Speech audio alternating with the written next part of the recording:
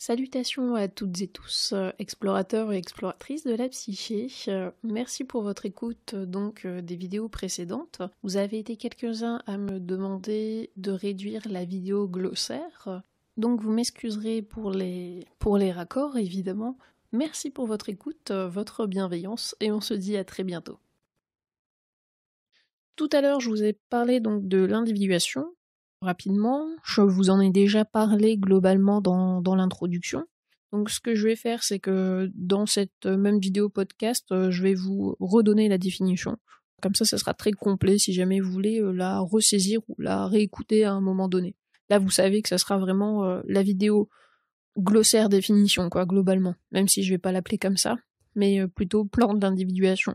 Parce que c'est des étapes, en fait, que vous allez rencontrer si vous décidez d'explorer un petit peu plus la psychanalyse jungienne. Alors, c'est parti donc pour l'individuation. C'est donc un processus de différenciation qui a pour but de développer la personnalité individuelle. La nécessité de l'individuation est une nécessité naturelle qui ne porte pas à l'isolement de la société ou du groupe, ni à l'individualisme, il ne faut pas confondre, dans la mesure où chaque individu a besoin d'avoir des rapports humains et être inséré dans la société à laquelle il appartient. Mais elle est déterminée à une capacité plus ample et plus authentique de relation et de socialisation. La différenciation par rapport au collectif qu'entraîne le processus d'individuation, ça signifie que le développement de ces tendances particulières, qui existent naturellement dans l'individu, dès sa naissance, y sont développées. L'orientation individuelle n'est pas opposée aux normes collectives, mais seulement différente.